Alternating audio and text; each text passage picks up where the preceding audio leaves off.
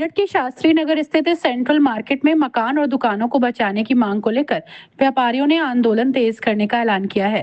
शनिवार को हुई बैठक में व्यापारियों ने आवास एवं विकास परिषद के अधिकारियों पर वादाखिलाफी का आरोप लगाते हुए कहा कि अब मकान, दुकान और रोजी रोटी बचाने के लिए निर्णायक संघर्ष किया जाएगा। व्यापारियों ने 2 सितंबर से बड़े आंदोलन की घोषणा की है। आंदोलन में किसानों के भी ट्रैक्टर ट्रॉलियों के साथ शामिल होने का दावा किया गया है।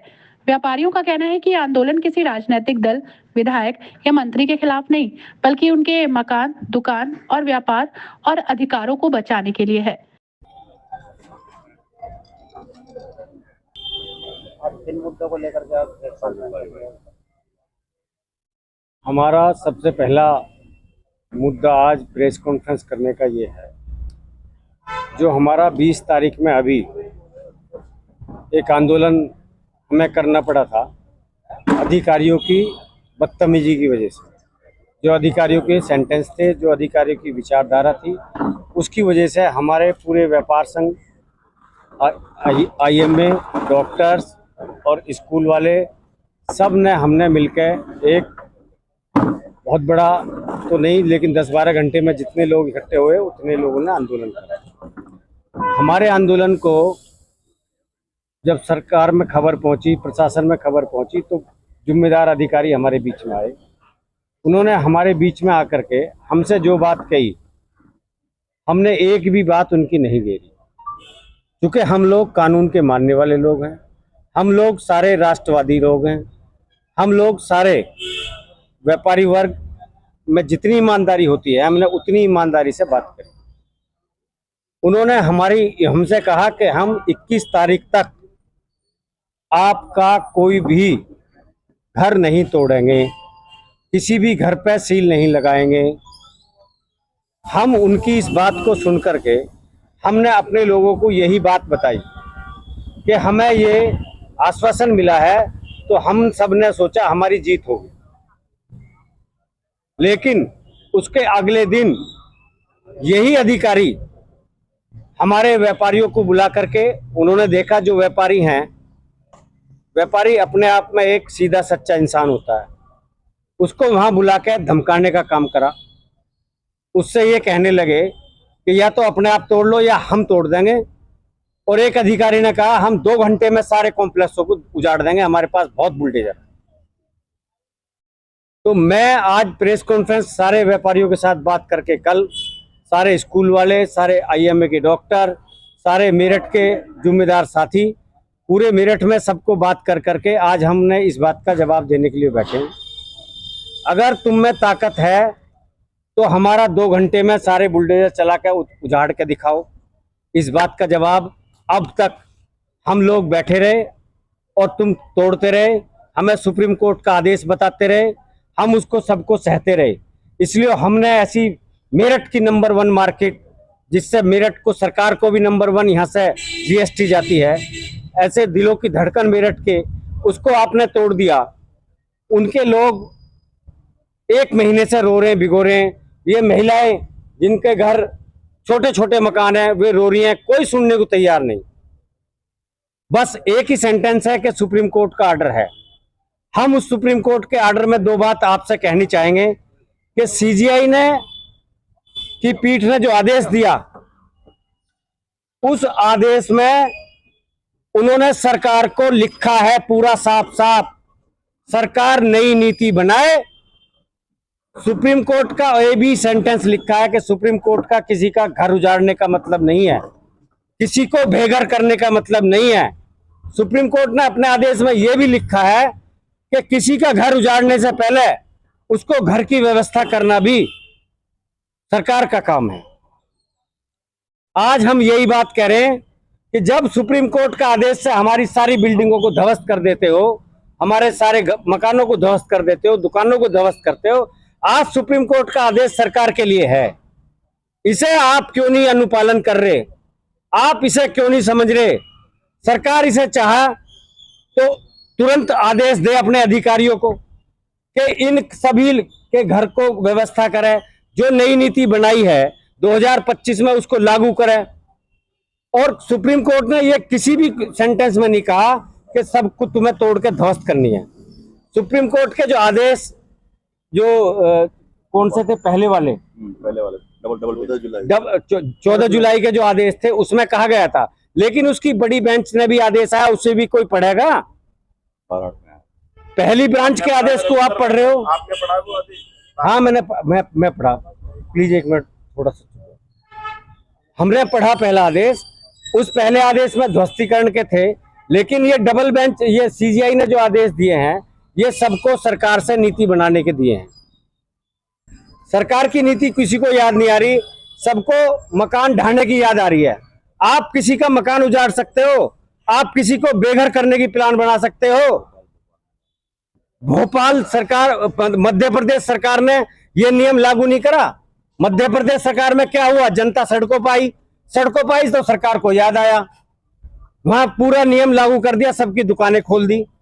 और हमारा एक ही उद्देश्य है कि अगर अब इस मेरठ में किसी की भी दुकान उजड़ेगी, किसी का भी मकान पे, हम बुलडोजर नहीं चलने देंगे। हम 2 तारीख को इस देश का सबसे बड़ा आंदोलन बनाएंगे। आप कहां तक, कितने मेरठ को बर्बाद करोगे, कितने लोगों को बर्बाद करोगे, ये मेरी समझ में नहीं आता। किसी की बनी हुई एक दुकान टूट जाए, किसी की लगी हुई नौकरी को कोई हटा दे, उसके घर में रोटी नहीं मिलती, इसकी कोई चर्चा नहीं करेगा क्या? हम सिर्फ 3 चीज पे काम करेंगे, रोजी रोजगार और मकान। रोजी रोजगार और मकान हमको चाहिए, इसके बगैर हम रुकेंगे नहीं। और आज के बाद आज ये आंदोलन शुरू हुआ है, ये आंदोलन 2 तारीख से बहुत बड़ा आंदोलन बढ़ेगा, इसको सारी दुनिया देखेगी और ये मेरठ की नजीर बनेगा। 2 तारीख को जो आंदोलन होगा, मुझे लगता है कि सारी नजीरें यहीं से बनेंगी। अब इस आंदोलन में, अब तक व्यापारी लड़ रहे थे, लेकिन अब व्यापारियों के किसान भी हैं, व्यापारी किसान के बेटे भी हैं। जगदम्बा हॉस्पिटल के संचालक रविंद्र गुजर ने आरोप लगाया कि अधिकारियों की ओर से 21 सितंबर तक किसी भी निर्णय को नहीं तोड़ने का आश्वासन दिया गया था। इसके बावजूद कुछ व्यापारियों को 3 सितंबर तक कथित अनाधिकृत निर्माण हटाने के निर्देश दिए जा रहे हैं। रविंद्र गुजर ने कहा कि यदि इससे पहले किसी मकान या दुकान के खिलाफ कार्रवाई की गई तो व्यापारी इसका पुरजोर विरोध करेंगे। बैठक में राहुल मलिक एडवोकेट, अंजनेय सिंह एडवोकेट और कवलजीत सिंह समेत कई व्यापारियों ने कहा कि उनका आंदोलन किसी राजनीतिक दल या जनप्रतिनिधि के खिलाफ नहीं। व्यापारियों का कहना है कि उनका मुख्य उद्देश्य अपने मकान, दुकान और कारोबार को बचाना है। बिल्कुल, हम ही सबके साथ हैं, सब साथ हैं और सब इनके सभी भाई आपने 2 तारीख से मार्गदर्शन में काम कर रहे हैं। लेकिन आवास विकास के उप आवास आयुक्त ने उसी दिन 44 जो भूखंड हैं उनके स्वामियों को बुलाया था, उसमें से आधे पहुंचे, आधे गए हुए थे एडीएम से मिलने। ठीक कह रहा हूँ अजय भाई? ठीक है शर्मा जी, मेरी बात सुनोगे? मैं आपकी बात यहीं रोक रहा हूँ, 2 मिनट मेरी तो सुन लो पहले। सुन लो भैया, बोलिए सवाल। सोमवार से आवास विकास इन 40 भवनों, जिसमें स्कूल, अस्पताल और ये बिल्डिंग खड़ी है सामने, इन सब पर कार्रवाई करने की बात कह रहा है। अगर कार्रवाई करने आते हैं सोमवार से, तो जो तुम्हारी ये एसोसिएशन बनी है नहीं, तो उसकी 2 तारीख तो पीछे आगे हो जाएगी ना। और अगर सोमवार को आ गए तो सोमवार को क्या करोगे, ये बता दो। सवाल मेरा ये है। हम नया अपडेट है, कल ये बताएंगे। अब मैं ये बताना चाहता हूँ, सोमवार तो छोड़ो, ये कल भी कुछ करेंगे ना, इनका मुंह तोड़ जवाब हम देंगे। ये आज ही आके दिखा दो, एक खोल के पूरा मेरठ इनके साथ रहेगा। अब सेंट्रल मार्केट नहीं, मेरठ का आंदोलन बन चुका है। मैंने एक सेंटेंस क्या कहा, अब इनके साथ, व्यापारी के साथ, व्यापारी के साथ किसान भी है वो। अब हम ट्रैक्टर इतने लाएंगे वो होश पागल कर देंगे। अब लड़ाई होगी बुलडोजर और ट्रैक्टर की। कल वैसे मीटिंग हुई थी, कल वैसे कमिश्नर के साथ मीटिंग हुई थी और उन्होंने 3 तक का टाइम दिया कि आप 3 तक कुछ देख लो। आप 3 के बाद 10 तक का हम टाइम देते हैं आपको। 3 से 10 तक आप अपने हिसाब से कर लो। सवाल मैं कर लूँ जी। एक तो इन्होंने 12 तारीख के आदेश का हवाला जी बताया, जिस पर मैं नहीं मानता कि सुप्रीम कोर्ट ने कोई आदेश दिया, एक सजेशन दिया, बिल्कुल एडवाइजरी जो भी है। आप मानते हैं। ठीक है। ठीक है, सरकार उसको मानने में बाउंड नहीं है कहीं। नहीं, बिल्कुल नहीं बाउंड है। नहीं, सरकार लेकिन एक बाउंड है। एक अरे आप बैठ जाओ, नहीं सर, उसने पहले नीति बना दी है। बैठ जाओ, समझिएगा जी। जिनसे बात हो रही है उन्हें जवाब दे, जो एडवोकेट है ना, ठीक है, हाँ ठीक है।